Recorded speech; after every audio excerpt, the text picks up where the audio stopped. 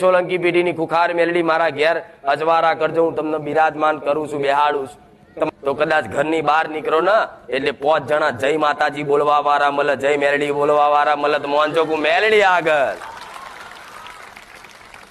હવારમાં નીકળો ને બાર બજારમાં જાઓ, દુકાને જાઓ, ધંધો ચાલુ કરવા જાઓ, કદાચ હોમેથી કદાચ 5 જણા તમને મળે કે જય માતાજી, જય મેલડી માં, રામ રામ, તો સમજી લો હું મેલડી આગળ છું.